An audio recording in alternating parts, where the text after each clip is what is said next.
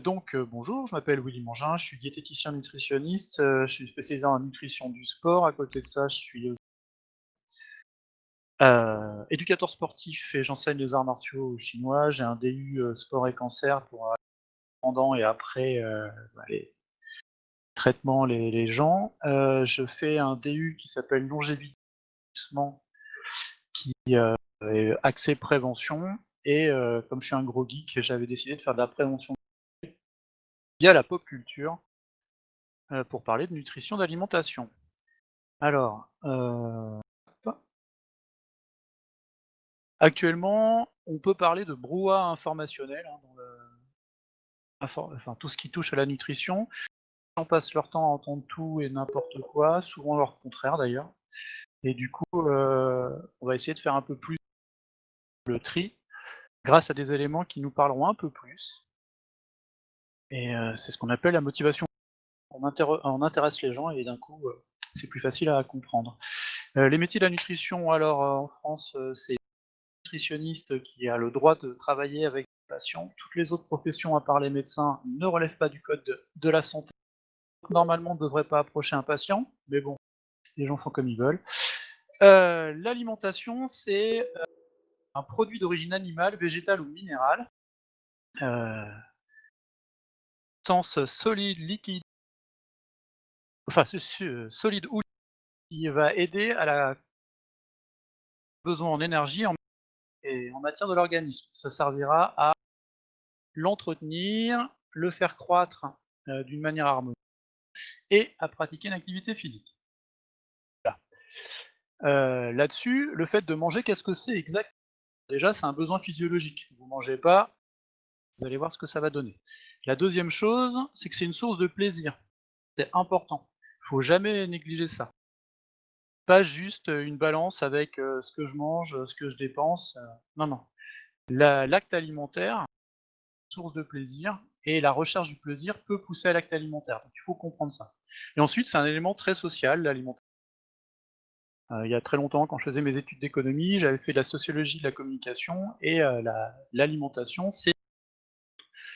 donc c'est important aussi de le prendre en compte. On va commencer par quelque chose de simple, qui est Food Wars. Ça, Food Wars, normalement, ça parle aux geeks, enfin en tout cas aux geeks. Et on a donc un cuisinier qui fabrique des plats qui sont tellement que les gens qui le mangent vont juste orgasme culinaire. Et du coup, ça nous permet du plaisir de manger, d'où ça vient. Et donc, d'où ça vient, je vais prendre un exemple qui est donné par un paléoanthropologue pour illustrer ça. Il y avait deux types de singes. Des singes qui ne faisaient pas pour attraper la nourriture, c'était juste à côté. Ils tendaient la main, ils avaient des feuilles, ils les mangeaient. Pas une grosse. Et des singes qui avaient besoin de manger des choses, travailler comme des fruits, ça leur demandait de faire un effort. Et donc, il fallait qu'ils grimpent, qu'ils mangent. Et donc, étant plus grand, il leur fallait une récompense plus importante. On a dans le cerveau un centre du plaisir qui est stimulé quand on gagne de l'argent, on passe un moment agréable ou on mange. Et donc, il produit des hormones. Et il y a des fois, ça va pas bien. Et du coup, il n'est pas stimulé. Par contre, pas très loin, à Cubain, c'est le centre du plaisir, il y a le centre de la faim. Quand vous mangez, par effet, vous allez stimuler donc le centre de la faim qui va stimuler le centre du plaisir. Et c'est là où on peut voir des comportements de type addiction qui vont se déclencher parce que l'acte n'est plus un acte d'alimentation physiologique, mais il devient un acte de compensation émotionnelle ou autre. Ce, cette recherche du plaisir, quand elle n'est pas déréglée, par exemple la consommation d'alcool à l'adolescence et jusqu'à 23 ans peut perturber le circuit de récompense, on se retrouve à juste utiliser la qualité. Donc on a 5 sens classiquement, et normalement ils sont censés participer au fait de manger. Alors tout le monde va penser au goût, à l'odeur, mais le fait de voir les aliments dans un beau cadre, ça participe de bien manger. Le fait, d'entendre des aliments qui craquent, qui, sous la dent, débouche une bouteille par exemple avec un petit pop. Ce genre de choses où la texture en bouche, ça participe à la sensorialité et donc ça, ce qu'on appelle les qualités organoleptiques et ça, effectivement, a une très grande satisfaction, même si, l'apport énergétique est très, très faible. Pour, se remplir et essayer de stimuler, ce noyau de plaisir, mais au contraire, on mange, qu'on mangeait agréable, ce qu'on mangeait beau et ça stimule le noyau de plaisir plus que le noyau de la faim. Heu, la, le découpage, classique, qu'on a nous qui est, salé, amer et acide, les asiatiques en vérité, eux, ils ont l'umami en plus qui est une sorte de qui renforce les autres saveurs. Donc si on travaille sur les goûts, il y a moyen d'apporter du plaisir, à quantité d'aliments qui sont, corrects, mais pas trop importants. On s'est rendu compte que manger, dans agréable, dans des beaux plats, ça participait effectivement, à ce plaisir. En médecine chinoise, chi invisible, c'est, l'énergie qui est dans la ensuite, on va parler Mister Hachiko. Alors c'est un vieux manga des années 80, c'est dans, Food Wars, un jeune, passionné de et là, avec toutes les émissions culinaires, les mangas culinaires, ce genre on devrait avoir des gens plus intéressés par la cuisine, qui ont plus envie de cuisiner, ou face à un paradoxe. Oui, il y a beaucoup de gens qui regardent, les émissions de chefs, oui, il y a beaucoup de gens, qui regardent Cauchemar en cuisine, mais ils voient ça plus comme un spectacle et pas un acte qu'ils pourraient, faire eux-mêmes. Je pose la question à chaque fois de qu'est-ce qui, motive les gens et on s'est rendu compte dans la motivation que l'écart entre ce qui est fait et ce qu'on se sent capable de faire est trop important, eh bien, arrivera pas et il y a pour beaucoup de personnes qui n'ont pas appris à cuisiner parce qu'il y a pas eu de transmission familiale ou parce qu'ils ont le fait de voir des plats et des émissions où c'est si bien fait, ça a l'air si génial, ça les bloque. Courage en vérité. Donc il y a quand même des gens qui franchissent le pas. On a pu voir, par exemple que fait donne envie à plein de gens de cuisiner et ça c'est super et félicitations à lui d'ailleurs. Mais c'est pas automatique. On peut voir ça dans la motivation au changement, surtout les comportements de santé. Déjà, il y a plein de gens qui ont la lactance. On me dit de bien manger, donc on m'oblige à faire quelque chose, donc j'ai pas envie de le faire. Plein de petits genres là. Je sais pas si vous connaissez Glouton et Dragon. Glouton et Dragon, c'est un petit manga, un groupe d'aventuriers médiéval fantastique qui explorent un donjon. L'une d'entre eux se fait par un dragon et ils se retrouvent à essayer de la récupérer pour aller la faire ressusciter avant qu'elle soit. Et ils ont plus rien parce qu'ils se sont fait wiper et du coup ils sont obligés de survivre en mangeant ce qu'il y a dans le majoritairement des monstres. Et donc ça permet d'introduire une concept qui s'appelle la néophobie. Phobie en gros, c'est quand on essaye de manger quelque chose qu'on ne connaît pas. On a un système qui nous a permis de survivre, enfin à nos ancêtres jusqu'à nous. Tu sais pas ce que c'est, tu manges pas, c'est peut-être dangereux pour toi. Et donc souvent on voit ça avec les enfants qui commencent à manger, met une cuillère, dans la bouche et là, enfin non, on essaye de leur mettre une cuillère dans la bouche et là ils disent: «Non, j'en veux pas». Et ben, c'est pas du tout, logique comme réaction, c'est une réaction qui est une réaction de peur, et du coup utiliser des arguments logiques contre une réaction émotionnelle, c'est pas vraiment facile, marchera pas. Du coup, il va falloir travailler sur ça en prenant le temps, en ne braquant pas les enfants. Pour des adultes, hein, moi je connais des geeks qui à 40 ans considèrent que le seul légume qu'ils peuvent manger c'est la patate, hein. D'accord, la patate n'est pas un légume. Le fait est que cet effet de néophobie, c'est peut être renforcé par être forcé, le fait d'être malade quand on mange quelque chose. Au niveau du cerveau, il y a une zone qui enregistre le fait d'être malade quand on mange quelque chose pour qu'on ne le mange. L'exemple parfait, c'est vous prenez de l'alcool et des fois vous ne pouvez plus boire cet alcool. Ça prend du temps à désactiver, ça passe par présenter l'aliment dans une assiette avec des aliments que l'enfant ou la personne aime. Ça, une des autres manières de le faire, c'est faire des plats, participer à la cuisine, se rendre compte que le moment est convivial et donc l'aliment est vu sous un jour plus positif. Peut-être qu'on arrivera à le manger. Quelque chose de à la fois d'important, que tout le monde a connu et que certains connaissent encore. La curiosité alimentaire, c'est quelque chose qui se travaille, mais ça se travaille pas en force. Moi, j'ai une petite formule à la con qui est ça se fait pas dans la douceur, ça se fera. Donc, si on n'y va pas doucement, il y aura un problème derrière. Et les problèmes alimentaires, ça peut vraiment perdurer. Il y a des gens dans votre entourage qui ont des troubles du comportement alimentaire, qui sont dans le spectre autistique. Ils ont une relation à la nourriture qui est complètement différente.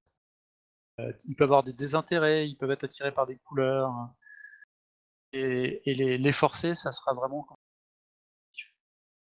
Donc l'alimentation comme sujet principal, c'est la première manière de la l'alimentation dans la pop culture.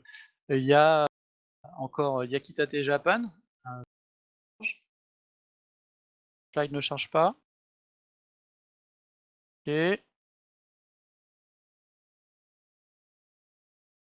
Alors cette diapo là, c'est donc Yakitate Japan, un jeune japonais qui a décidé de fabriquer du pain. Il a découvert que le pain, c'est génial. Bon, il y a à la fois le côté occidental et très français qui plaît beaucoup aux Japonais, et il y a le choc culturel pour les Japonais puisque c'est plutôt une culture du riz. Et du coup, notre jeune héros essaye de faire du pain avec d'abord la farine de blé, différents types de farine. Le pain, c'est vraiment une spécificité et le, la farine de blé chez nous, en tout cas, il y a d'autres farines, mais c'est vraiment le classique. Et de manière générale, les farines qu'on utilise, que ça soit blé, seigle, ce genre de choses, ça contient du gluten. Donc le gluten, c'est une protéine qui contient de la gluténine et de la gliadine, et certaines personnes sont potentiellement allergiques à un de ces composants. Si les gens en mangent, ils ont vraiment des douleurs au niveau de la digestion très très importantes.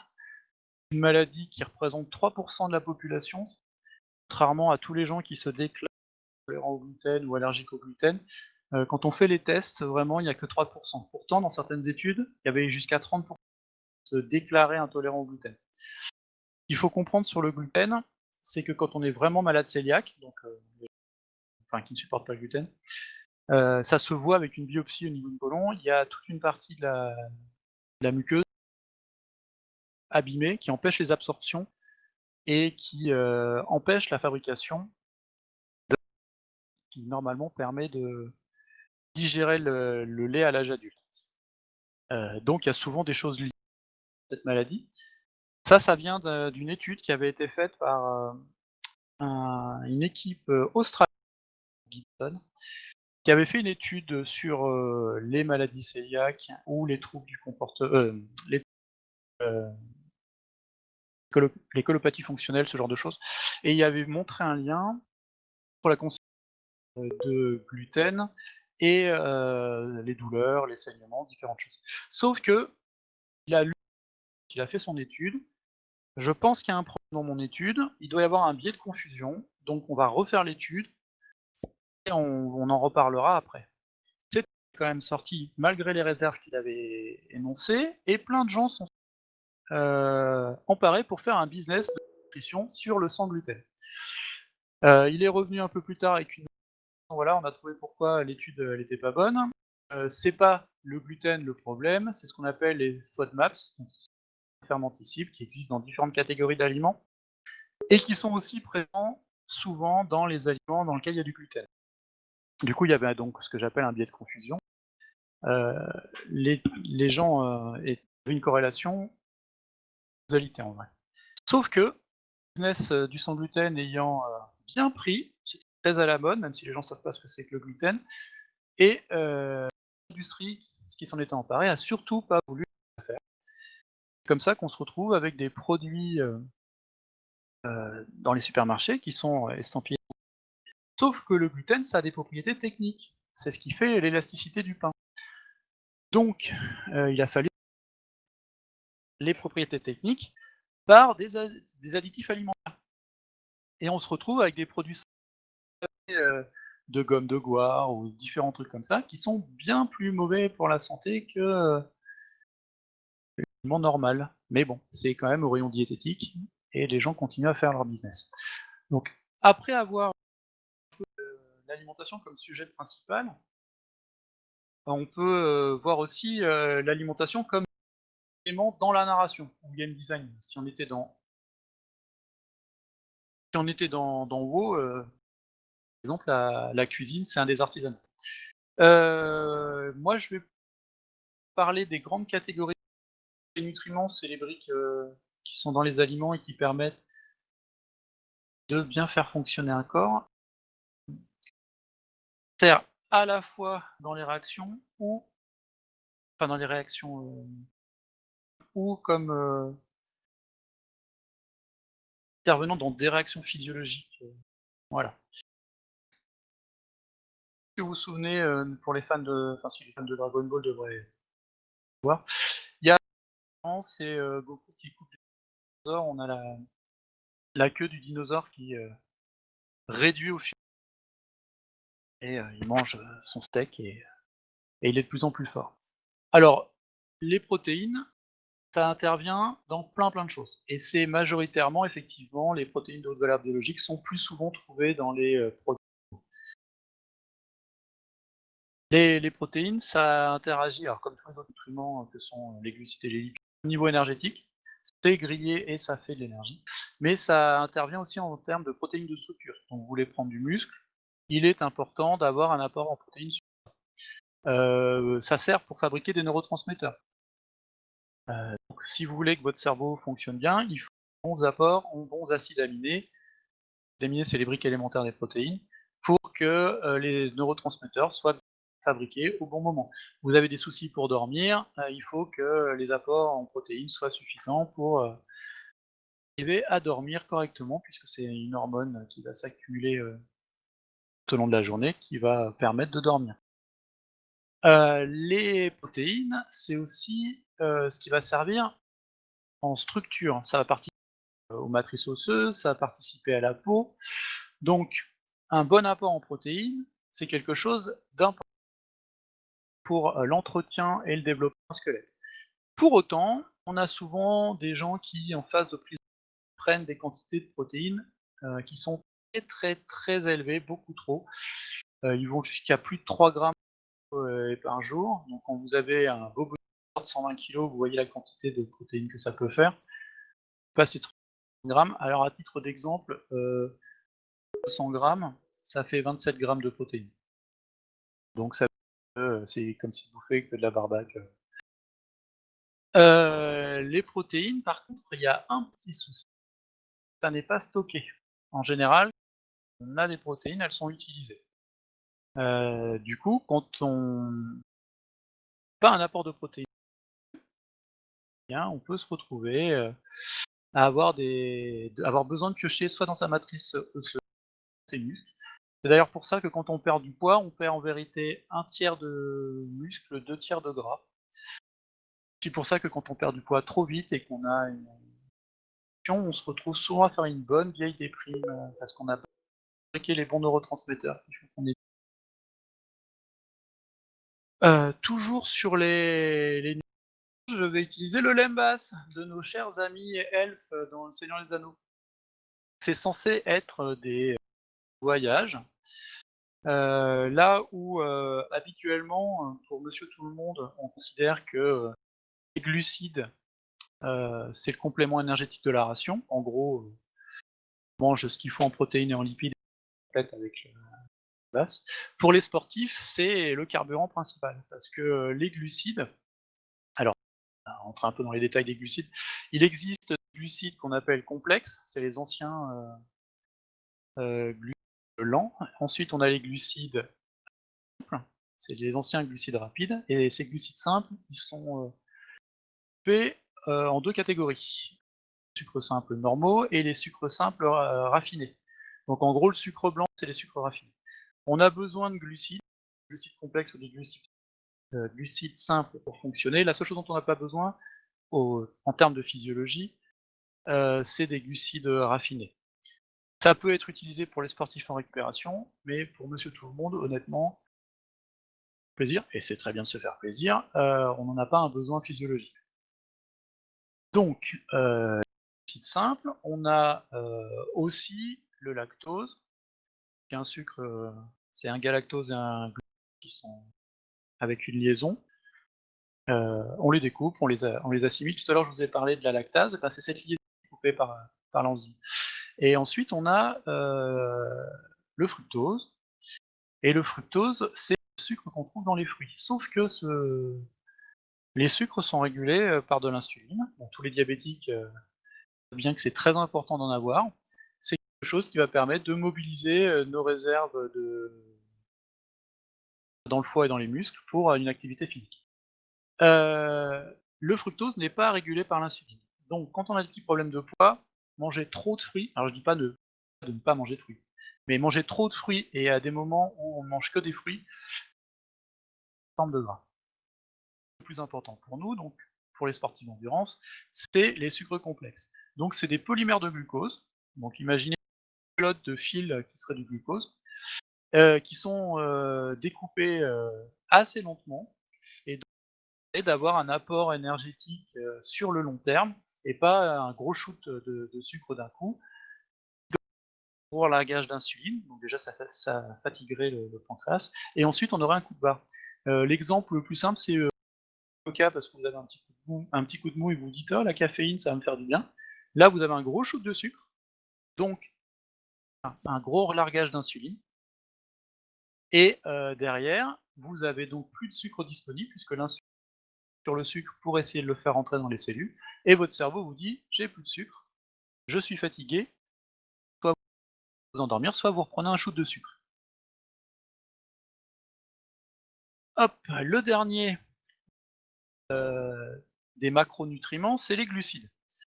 Les glucides, c'est bon, je reprends Caradoc avec le fameux gras c'est la vie. Donc oui, le gras c'est vraiment la vie, mais attention au type de gras et aux quantités de gras.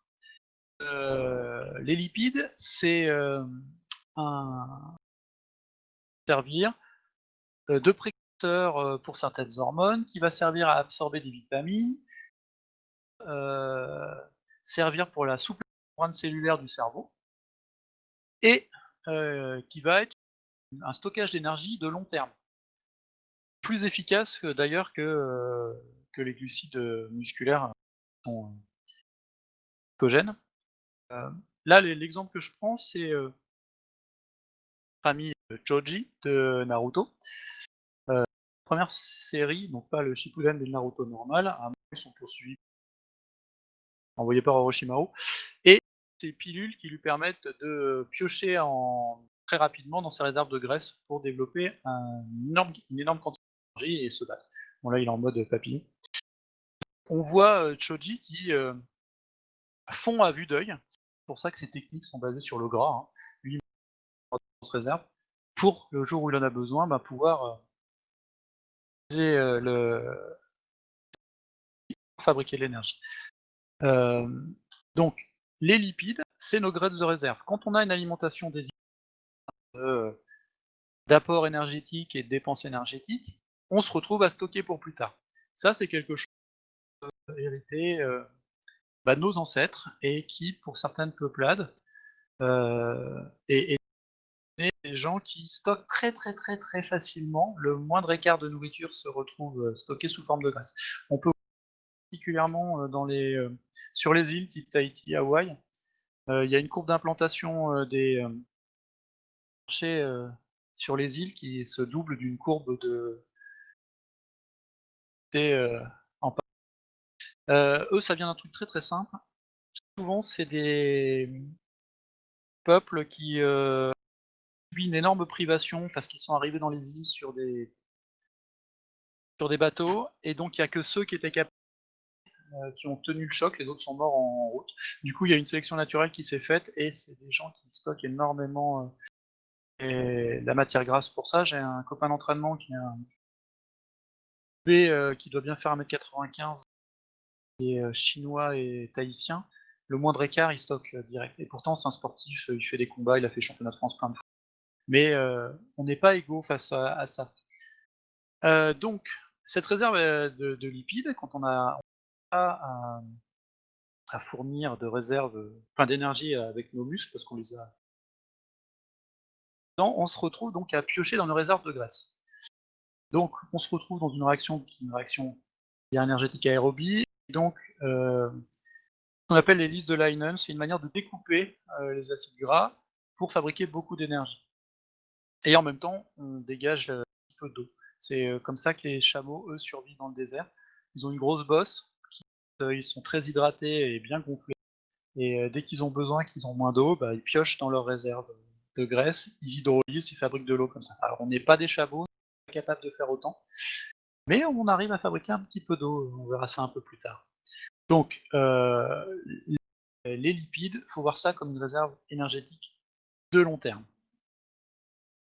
Je parlais de la récupération, je ne sais pas pour ceux qui ont vu Baki, la nouvelle saison sur Netflix. Bon, pour les gens qui aiment vraiment Baki, sur Netflix ça commence saison 2, donc il vous manque un bout d'histoire, mais c'est pas grave. La saison précédente, Baki se retrouve empoisonné et il fond musculairement, il est donc l'ombre de lui-même. Et dans cette saison, alors je suis désolé si je vous spoil, il rencontre quelqu'un qui l'empoisonne avec un poison qui neutralise le poison. Et du coup, il est soigné, sauf que il est il est inscrit dans un tournoi. Donc, un des gars qui s'occupe de lui lui fait prendre un seau de flotte avec du glucose en lui disant tu vas refaire tes réserves énergétiques. Donc, comme je vous expliquais tout à l'heure, il y a différents types de glucides. C'est un glucide simple, mais tout seul, ça fait pas des miracles. Normalement, les boissons de récupération tiennent compte de la déshydratation, des besoins en glycogène à refaire et des besoins en protéines. Et il y a des petites recettes, mélange avec forcément de l'eau, puisqu'il forme glucose et du fructose et du sel. 1 gramme de sel par litre. Donc le fructose tout seul, ça serait pas parce que ça saturerait des transporteurs qui servent à l'absorption et passage de la membrane intestinale. L'idée d'avoir du glucose et du fructose, c'est qu'on n'utilise pas les mêmes transporteurs. Donc on optimise la récupération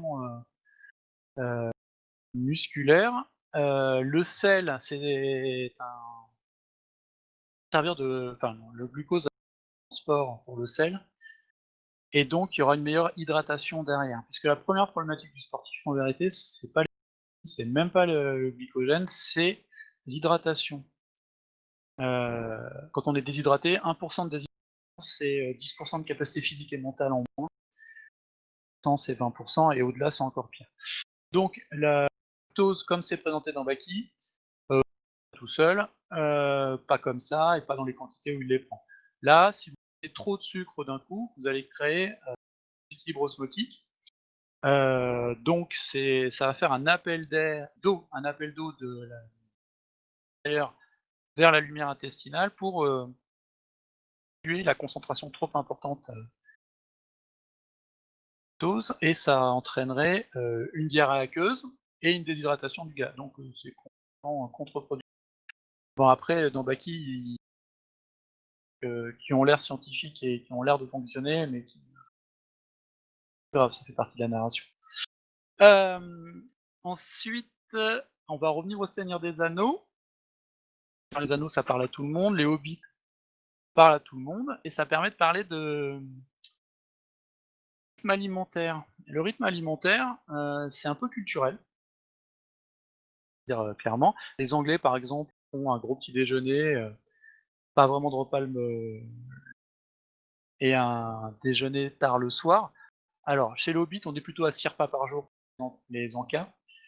On s'est rendu compte que 3 à 4 repas par jour, répartis sur la journée de manière à peu près correcte, c'est une bonne manière d'avoir une absorption régulière, de pas trop manger d'un coup et de pas s'alourdir par un repas qui est trop important.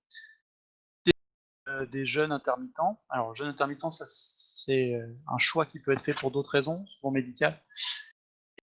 Cancer, jamais pour les cancers. On a un gros risque de dénutrition. Très attention. Le rythme alimentaire, c'est pas qu'un choix, c'est pas que culturel. En vérité, on a une horloge biologique qui est au niveau chromosomique, 23h30. Elle est recalée par le soleil. C'est pour ça que c'est important de bien dormir. Et il y a un rythme à avoir. Par exemple, si vous vous couchez trop tard, il y a une hormone qui est censée se libérer et qui ne se libère pas. Donc déjà, elle régule les graisses et elle ne le régulera pas. Donc pour perdre du poids, faut suffisamment dormir. Et ensuite, cette hormone, quand elle se déclenche, elle bloque une hormone, ouvre la faim. Vous dormez, par exemple, je fais la fête jusqu'à 2h, une grosse fringale vers minuit, 1h30. Et vous allez vous mettre en mode de stockage puisque vous mangez, donc il y a des hormones qui seront là pour la digestion et différentes choses. Donc, un rythme alimentaire structuré, c'est important. C'est important. Il y a une dimension de programmation qui se fait. Vous savez qu'il va être l'heure de manger, vous salivez et les enzymes vont se lancer pour que vous puissiez digérer correctement. Comme le chien de Pavlov, on tape la cloche, il bave, et ben nous on sait qu'à midi on mange, donc nos hormones vont se déclencher. Donc il y a à la fois une partie sur laquelle il faut respecter et une sur laquelle on peut travailler en se créant des aliments. Très important pour plein de raisons. Alors, on pourrait rentrer dans la pensée confucéenne et parler des rites, mais de manière plus simple, c'est rassurant. Quand on est rassuré, on ne stresse pas. Et quand on ne stresse pas, on libère moins d'hormones de stress. Il y avait des études qui ont été faites sur l'importance du stress sur la mobilisation à la douleur et la résistance à l'insuline. C'est important d'avoir des cadres agréables et de travailler sur la gestion du stress. Alors, ensuite, on va parler encore toujours de l'alimentation comme élément de la narration. Je ne sais pas si vous vous souvenez de la scène dans Pulp Fiction où il y a Vincent Vega et Winfield qui discutent dans la voiture par rapport au burger. On appelle le quarter pound with cheese en France, à Paris. Et il répond, bah, pas l'appeler quarter pound parce que le système métrique est pas le même, ou on l'appelle royal cheese.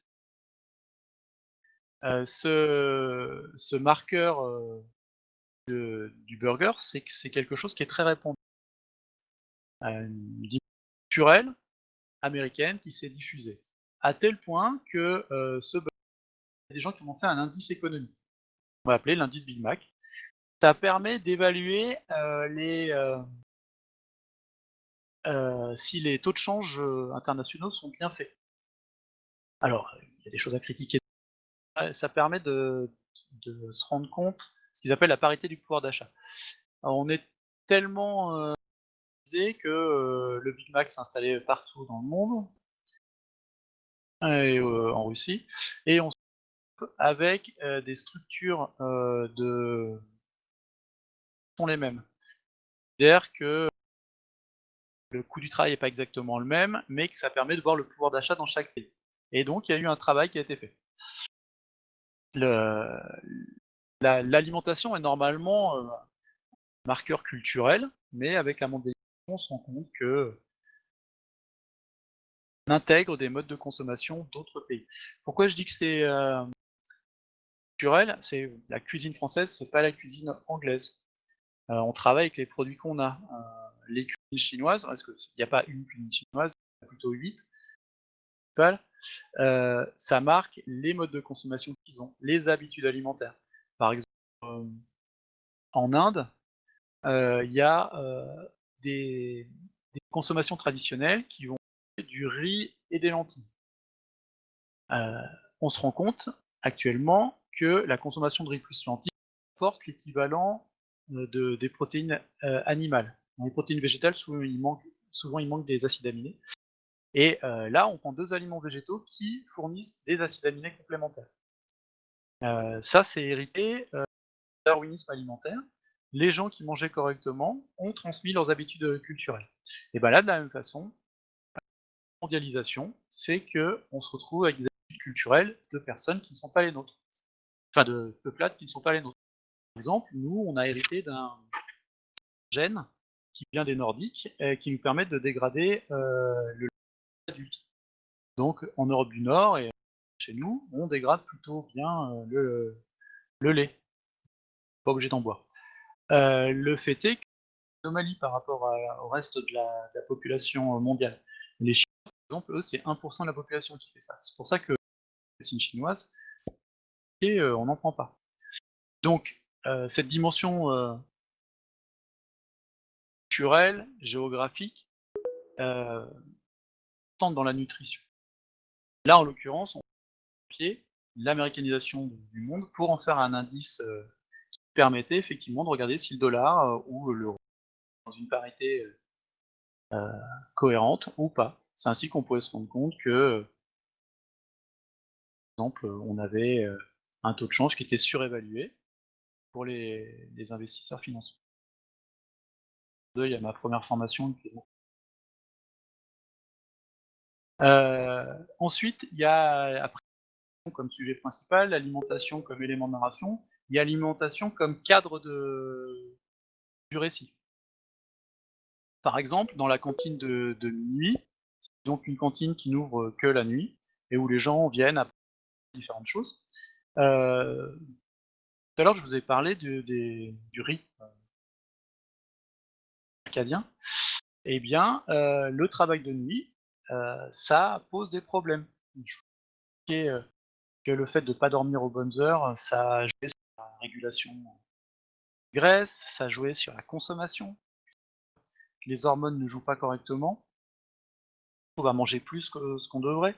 C'est comme ça qu'il y a des gens qui, développent, bête parce que nuit ou qui, stockent trop de enfin qui se retrouvent à avoir des surpoids et stocker trop parce que ça c'est uniquement lié à leur travail de nuit. Bon, jusqu'à encore un peu de temps, le travail de nuit était considéré comme, pénible. On parlait de pénibilité du travail.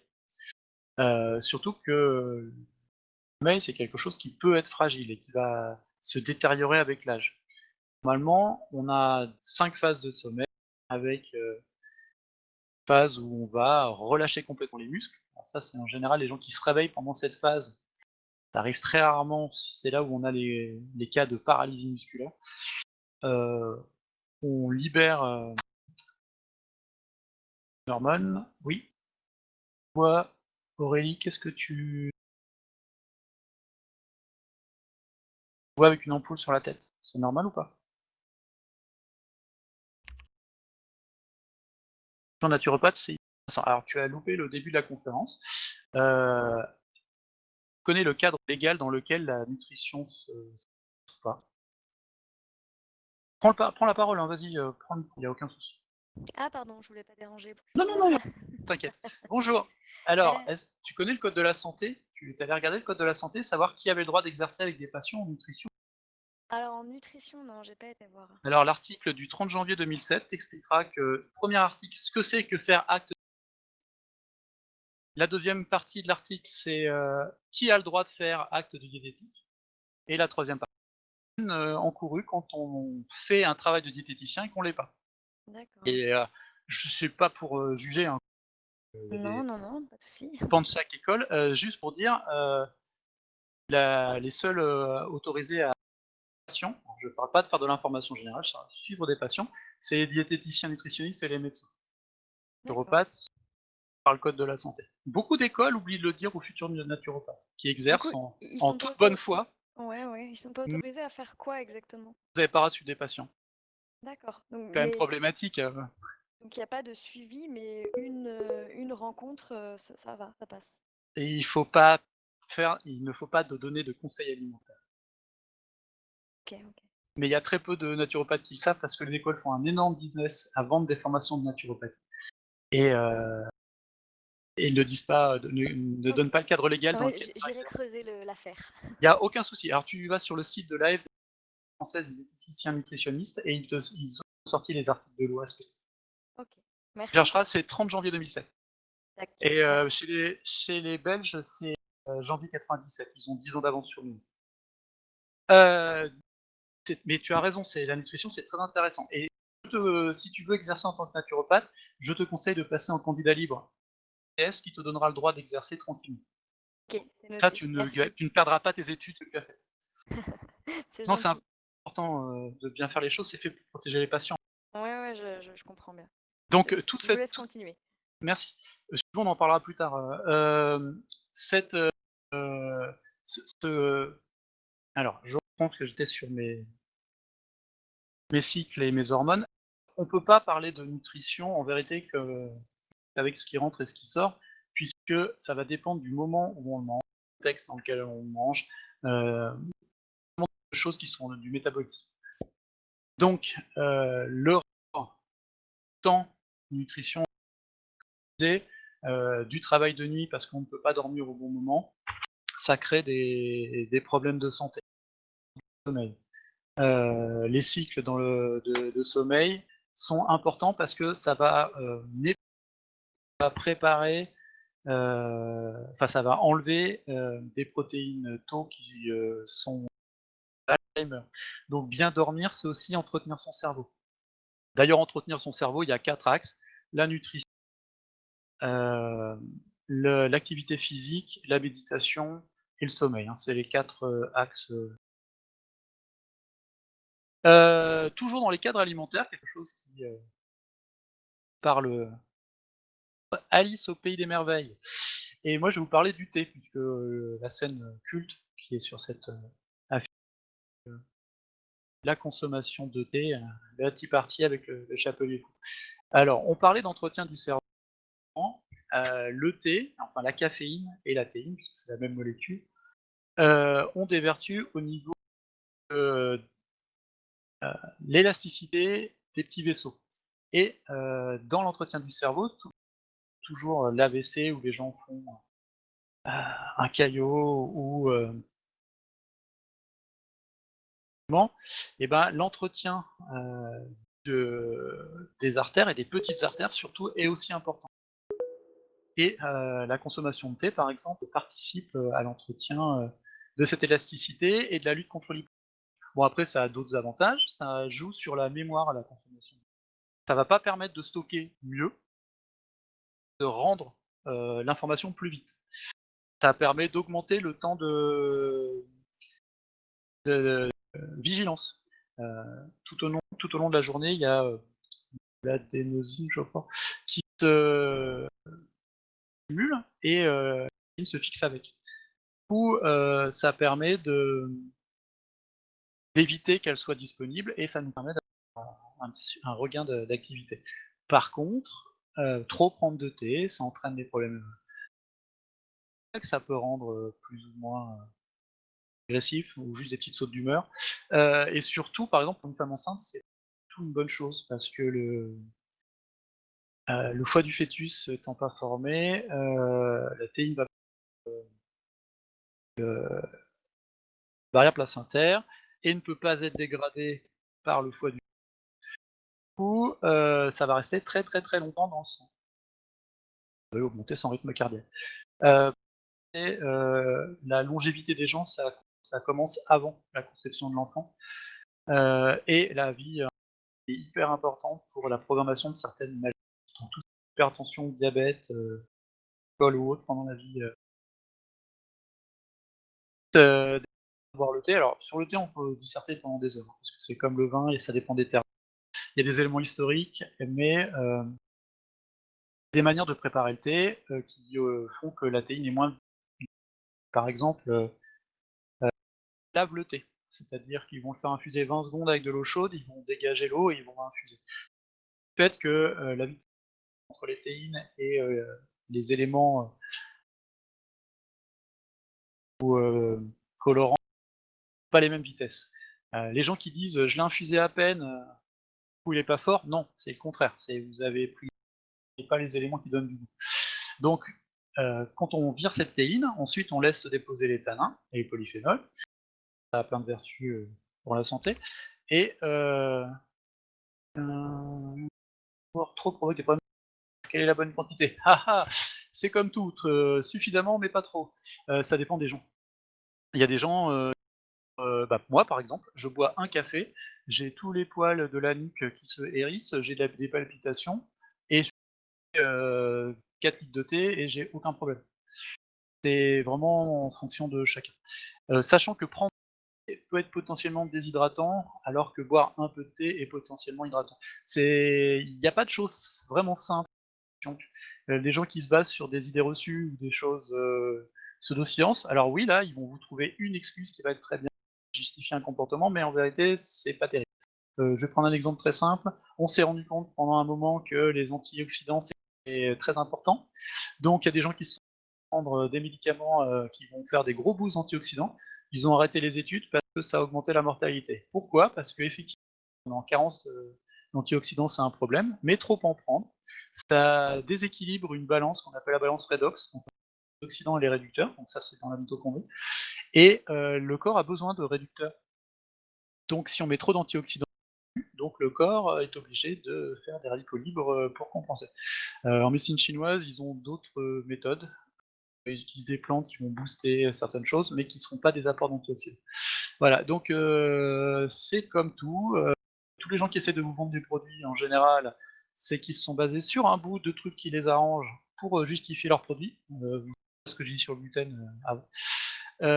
Pour autant, en général, à trop simplifier, on perd les complexités des phénomènes, et donc la réponse sur la consommation, c'est ça dépend des gens. Bon, toujours est-il que la réaction n'est pas la même. Moi, je peux boire du thé, comme je disais, en quantité, ça me pose pas de problème. Je peux même en prendre le soir avant de dormir, ça ne m'empêche pas de dormir. Et il y a des gens, s'ils prennent après 16 heures, ils dormiront pas. Voilà. Donc faites vos tests. Et puis regardez, quand vous avez le rythme cardiaque qui monte légèrement, bah, vous arrêtez d'en prendre. C'est vrai qu'il faut pas dépasser cette dose. Mais en même temps, ça va dépendre. Ça va dépendre de plein de choses. J'en suis juste là. Ok. Bon, je vais pas m'étendre plus sur le thé, mais il y a vraiment des choses à dire. C'est un peu. Et en Chine. Ensuite, on va utiliser aussi la nutrition comme marqueur culturel. Alors, je ne sais pas si vous avez vu Picard. Picard dans Star Trek, ils ont réglé les problèmes de manque par une chose très simple. Ils ont des synthétiseurs qui leur fabriquent tous les aliments. Et donc ça, les aliments, on les décompose, on les recompose, et on a donc l'aliment comme il est censé avoir été poussé. Ça, c'est ce qu'on appelle les matrices alimentaires. Sauf que les matrices alimentaires, il y a plein de choses qui participent à la matrice alimentaire et donc à la bonne absorption des aliments. Recomposer chose de manière synthétique, c'est pas forcément obtenir exactement la même chose. C'est pas forcément c'est intéressant de virer des aliments, enfin des facteurs antinutritionnels, donc des choses qui empêchent la nutrition. On n'a pas ce qu'il faut. Par exemple, c'est pas parce que vous mettez un aliment avec de la B12 synthétique que cette B12 sera assimilée. Je dis ça parce qu'il y a plein de véganes ou de végés qui prennent des compléments, et c'est plutôt bien puisque ça vraiment pallier leur carence, sauf que pas forcément biodisponible leur B12. Donc ça, c'est un petit problème. Et donc pour ceux qui se sont de la scène, il me manque une petite photo qui était là normalement. Il y a Raik. sur la planète et qui a un potager. Et un autre lui demande mais pourquoi tu fais pousser tes tomates? Ben, parce qu'elles n'ont pas le même goût. Effectivement, qu'on aurait recomposé, si on fait ça avec les connaissances du moment, ben, des fois on passe à côté d'éléments qui participent à notre bon aliment. Et on va continuer. Justement, je sais pas si vous vous souvenez de la scène dans Nabucodonosor où Neo est sorti de la matrice et on lui sort une espèce de bouille de glace et on lui dit que c'est censé être du seigle et il y a le mulot, le petit jeune, qui lui dit bon, en tout cas, on sait pas trop ce que c'est. Et, euh, et puis c'est comme le poulet, comment on peut savoir que c'est un goût de poulet? Alors il y a ce qu'on appelle l'aromatique alimentaire. Gens qui sont allés faire des extraits enfin, de différents goûts, c'est trop différentes saveurs et qui un aliment. Ils sont capables de faire exactement un bonbon au roi. Comme je vous disais, c'est pas parce qu'il y a le goût que c'est exactement l'aliment comme il aurait dû être mangé. A donné du neuromarketing et donc les gens ont fait des produits de mauvaise qualité alimentaire mais qui avaient un goût qui faisait que notre cerveau était très très content. On a appelé ça le bliss effect. En gros, c'est plein de colorants, c'est plein d'additifs. Euh, Notre cerveau il a une réponse maximale dans le circuit de récompense. Du coup, on est très content, on trouve que c'est très bon et dégueulasse en termes de santé et nutritionnel. Donc ça, il faut faire très attention à ça. C'est là où cuisiner soi-même, aller regarder les étiquettes, c'est important. Euh, le, le souvent avec des patients qui n'ont pas beaucoup de revenus, c'est que pour eux, manger un aliment sain pour la santé, ce sera des aliments qui n'auront pas forcément de goût, pas forcément une bonne texture, et à côté de ça, les aliments qui seront bons, mais au niveau récompense, bah, ils seront pas bons pour la santé. Donc il y a cette dichotomie qui est là, que les gens plus aisés n'ont pas. Acheter des bonnes fraises bio de saison, ça coûte plus cher, mais à la fois on mange un aliment qui est bon, et un aliment qui est bon pour la santé. Donc il y a, là encore, comme souvent, un problème vital et des choix de politique économique devraient être faits pour faire de la promotion de santé, parce que l'obésité et le surpoids, c'est un vrai problème, mais l'État n'a pas décidé de rembourser les consultations diététiques pour l'instant.